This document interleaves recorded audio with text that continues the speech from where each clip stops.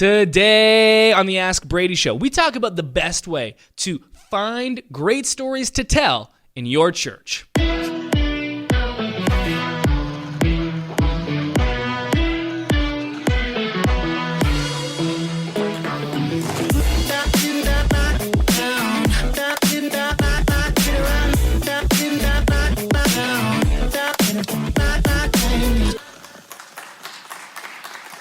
Well, hey there, and welcome to the Ask Brady Show, episode number 57. We've got 4 great questions from the people of Pro Church Nation, and I'm joined, as always, to my left, your right. It's Roxanne. It's true. True it is. Behind the camera, the editing wizard himself, Jodex.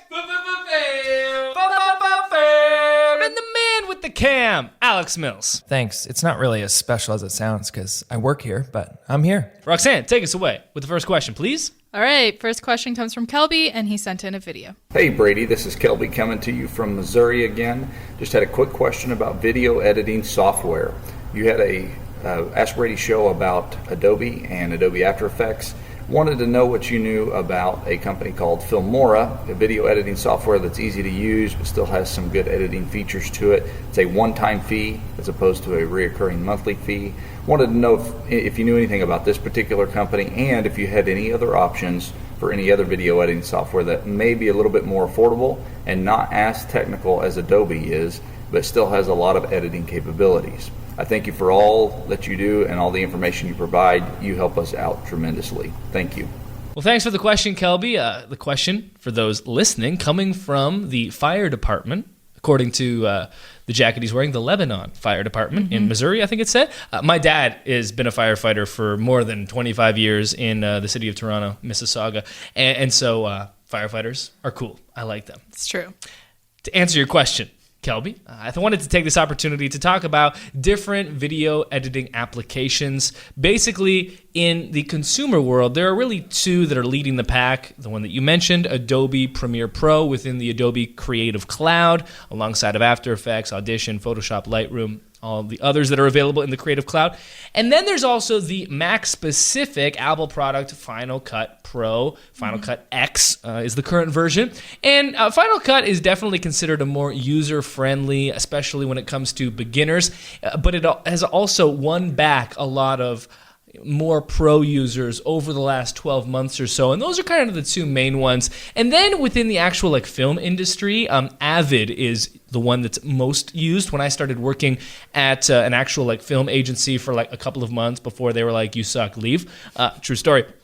They were all using Avid, and I was like, Avid Media Composer, and it felt so foreign to me because I was used to Final Cut. That's what I learned on, and then I transitioned over to Adobe Premiere Pro because I wanted to have all the Creative Cloud programs available to me at once, and then they thrust into the world of Avid, and that felt very different. Then it was interesting that you bring up, Kelby, this Filmora. I had not heard of the specific product, though I am quite familiar with the company that produces it, Wondershare, and they've been around for quite a while. Looked into the reviews of Filmora, and it seemed like definitely a pretty good platform for beginners to try out. Now, granted, I haven't used it myself, and so this comes just from me looking at online reviews and doing some reconnaissance on the actual platform, but not using it firsthand. And it looks like it lacks some of those pro features, multicam, rotoscoping that you'd get in a more advanced platform like an After Effects. But, for a beginner, especially if you're trying to save money, or even for someone that just doesn't need those advanced features, looks like something that's pretty user-friendly and affordable because, yeah, you're going to lose some of those advanced features, but you get more affordability in exchange. So that might be a trade-off definitely worth making. Although I would say if you are using not a PC, you might want to also check out Final Cut. It's kind of in the same vein as the Filmora in that it's user-friendly and it has that one-time fee. It's probably going to be closer to $300, whereas Filmora looked a little bit more inexpensive. So that might be a trade-off worth making and considering. But, Adobe Premiere Pro, I still think is kind of the best option. Final Cut, if you are using a Mac and want something a little bit more friendly and don't want that monthly fee. Avid, if you hate your life. And then something like Filmora, it sounds like a pretty good option as well. Though, again, as a disclaimer, haven't used it firsthand. And of course, there are other options beyond that. But the great thing is that there are options. And if you don't want to pay the monthly fee, you can go with something like a Final Cut and pay that one upfront one-time cost. But if you want those more advanced features and don't want to have to pay $1,000 like you used to with Premiere and with Photoshop, and each one cost $1,000, then every 12 to 18 months they'd release the new version and you'd be like, that's like the iPhone comes out, my phone is useless. Get rid of it! And then buy a new one. Well, the nice thing is you can pay a small monthly fee, anywhere between $19 for a student all the way up to like $49 per month, and you get every single app all in one monthly subscription. So the great thing is that there are options both when it comes to feature set and when it comes to price. All right, next question comes from Evan, and he says, Brady, what are your thoughts on content used for Instagram and Facebook stories? Same content on both or different?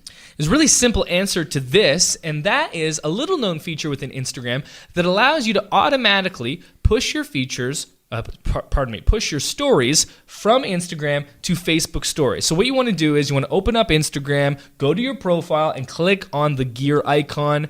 Once you're in that options page, you can scroll down to story settings. And then if you scroll down to the bottom of that tab, all the way to the bottom of the story settings page, you will see a toggle switch that says share your story to Facebook. Now, if you're listening to this in the future, the UI might have changed slightly, but the option should still exist, the ability for you to post a story on Instagram and then for that to automatically push to Facebook stories. We talk about attention being the most valuable commodity that your church can possess, and frankly, the attention on Instagram vastly trumps the attention on Facebook stories as of this recording in March of 2018. That could change in the future, but right now Facebook stories is not widely used, whereas Instagram stories very much is. They're both powered by the same platform, owned by the same company, and so I think it's great to just, there's no need for you to create a separate story on Facebook as of this recording, simply because the attention isn't great enough that it's worth doing two separate amounts of work, but you can push automatically from Instagram to Facebook. That'll widen your reach a little bit because you're not going to have 100% crossover on both platforms, and it's just an automatic setting that you can turn on, widen your reach automatically, no extra work for you. Perfect. All right. Next question comes from Brent, and he says, I'm trying to get into video testimonies and stories of how groups have helped people. I've done a few and it turned out great. My dilemma has been getting/learning who has one. What are your methods for learning names and stories for this purpose? Thanks for the question, Brent. Storytelling is the single most powerful form of human communication. And what's great about the medium of storytelling is that once you learn it, you can apply it to every single platform that exists. In the world of social, in the world of video, pretty much in the world of all tech that currently exists, it can feel like you learn something and then a day later it changes. We all remember the shift from Snap to Insta, and we all remember the great Facebook algorithm change of 2018. It was like a week ago. and these things will be continual. They're going to keep happening. And one way to kind of, create a sort of immunity from these changes is to learn storytelling to a deep extent, because while mediums will change, the message and format and framework of storytelling is universal and will never change, because whether it's cave drawings on, a wall or Snapchat Insta stories in 2018, storytelling always wins. And in your church, one of the best ways to get people to buy into the mission and the vision is to share stories of real life change happening within your own community and putting those on display. It's a great way also to build community, because when someone shares their story, you get to know them so much deeper. And the reason storytelling is the most powerful form of human communication is because, unlike any other type of communication device that us humans use, storytelling drives empathy in our lives. And empathy is such a powerful emotion, because empathy allows us to understand what someone else is actually going through. It's that old adage of, walk a mile in someone else's shoes, because we're all going through so many things. Just to use me as an example, in the last year, I can count now 3 dramatic, life-altering things that have happened that just shook me and were out of nowhere and I could have never expected. And pretty much no one even knows what they are. And once I went through them, I started thinking, man, I bet I'm not alone in this. My story might be different, and likely is, but every single person has their own stuff and is going through the same thing. And the more that we can empathize with one another, the more that we can just see the humanity in the other person, despite our differences, the more that we can build a community centered in Christ, and the more that we're going to have a welcoming place where when people come in, they feel like they belong, and they feel known, and they feel valued, and they feel accepted. And that really is the starting point to getting someone to believe in something. It's 2018. You're not going to convince someone, 9 times out of 10, you're not going to convince someone into the kingdom. You're not going to convince someone into like, well, actually, we can prove the resurrection was true. Case for Christ, lawyered.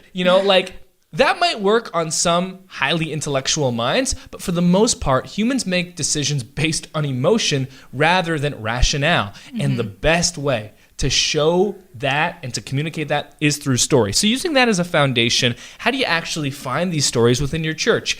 A number of different options. You can do an announcement from stage. You can send out an email newsletter. You can put out a post on social media. But what I have found dramatically to outperform those methods when it comes to capturing stories is to use the old method of asking people face to face.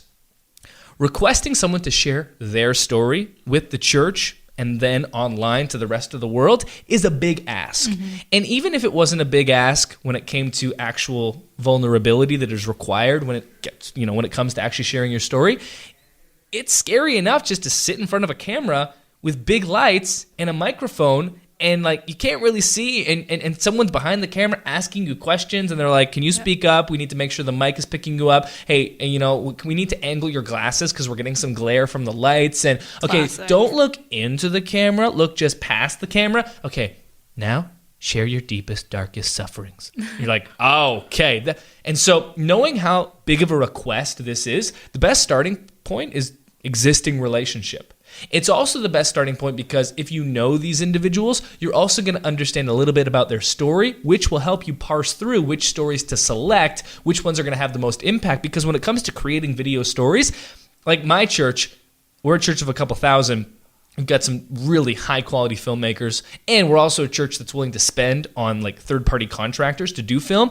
We did 3 to 5 big stories last year, and we're a big church with considerable funds and willingness to spend, and we're good at this type of thing. We still only did one basically every quarter, one every 2 or 3 months, because they take a ton of effort, a ton of time. And so knowing this, you want to make sure that you choose stories that are going to actually give you a ton of ROI. They're going to be the right type of stories. Mm-hmm.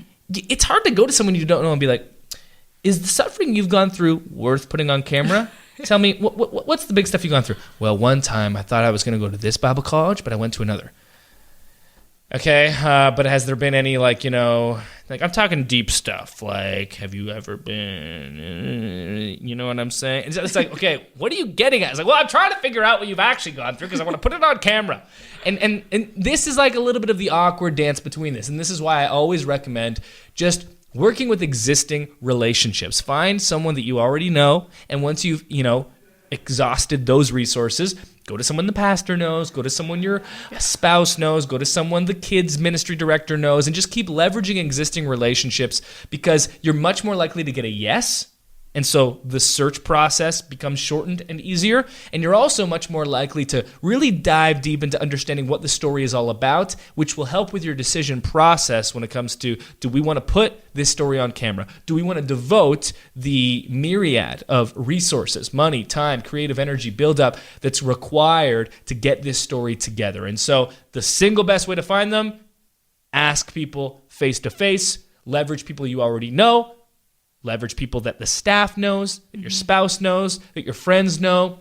It's okay to go, 1-2 degrees of separation, a friend of a friend sort of thing.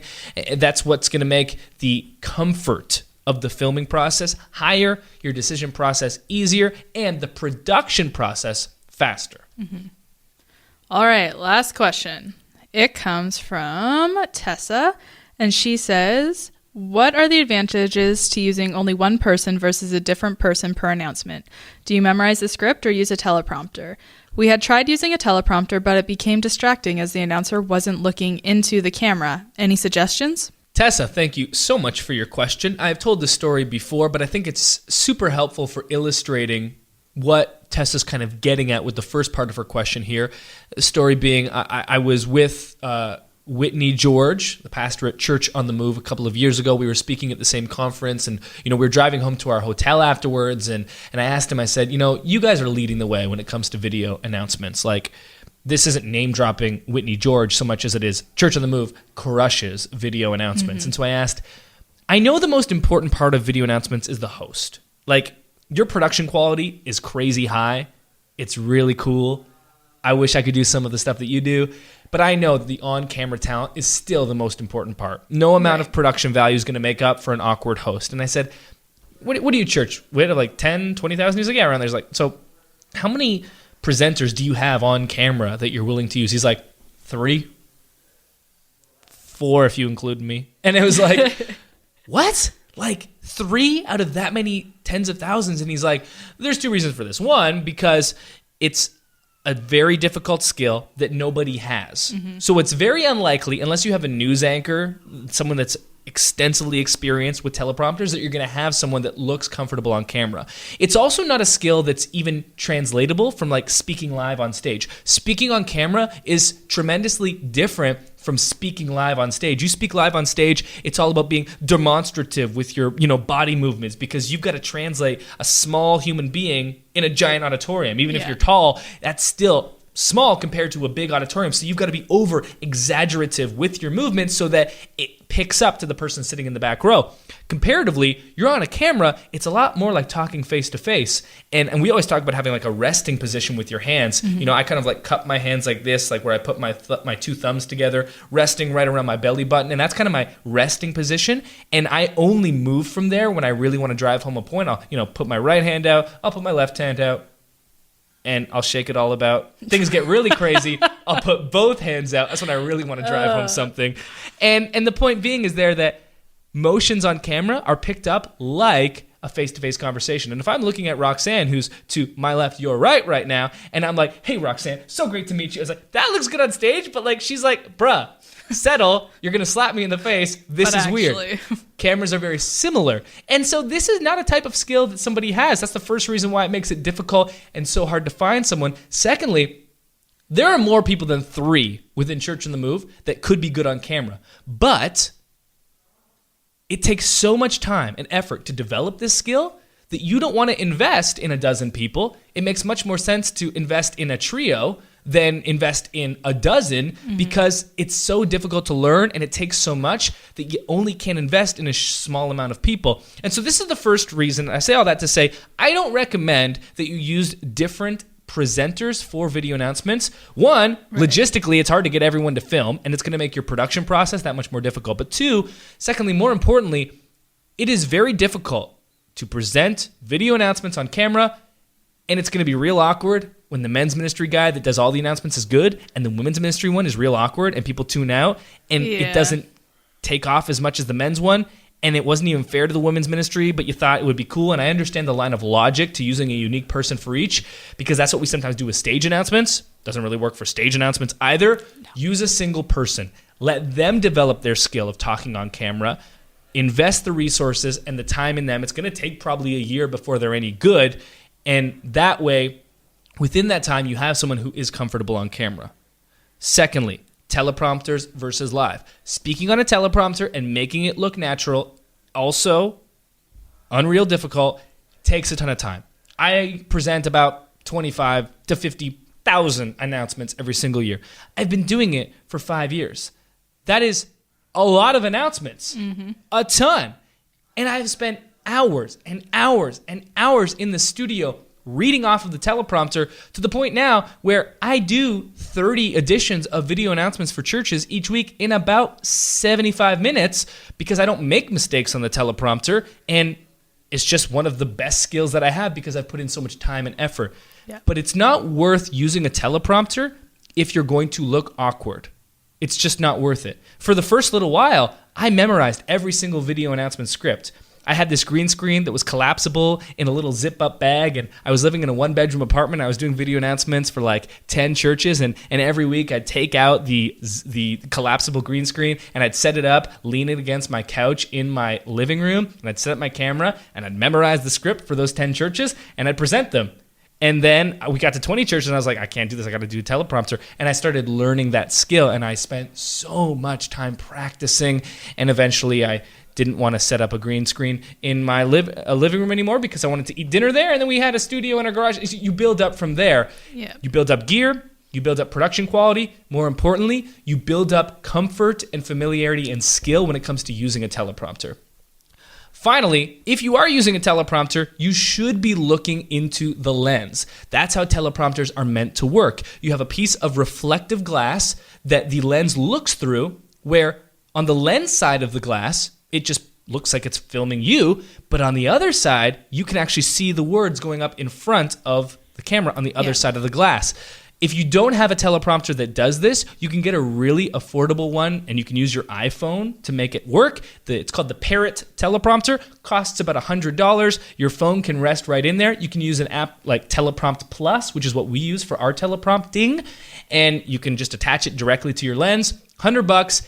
It will allow you to look directly into the lens while still reading the words, unbeknownst to the user observer, because the camera lens cannot see the other side of the glass. Yep. So that is my trio of answers to that question. Number one, video announcements are hard. Focus on a few people that you can really invest in and they can really hone their skills. It might take 6 to 12 months, but then they'll be so much better and it'll work great. Number two, make sure that you are using a teleprompter that you can actually see the words over top of the lens. And number three, make sure that you practice with the teleprompter. It's really hard. And if you're not great at it, practice separately from the video announcements and memorize the script and just work on both at the same time until it makes sense where you are natural enough to come off well using a teleprompter. And that'll do it for today's episode of the Ask Brady Show, episode number 57. So great to have you along listening and watching. If you want your question answered, like the 4 questions we had on this episode, you can send in your video question, preferably to my left, your right, Roxanne. hello@prochurchtools.com is the email to send that in. You can also ask directly on Instagram, Facebook, YouTube, or Twitter. Just use the hashtag AskBrady, and we will know that you are submitting the question for this show. Seize the 167, Pro Church Nation. We love you so much. We'll talk real soon.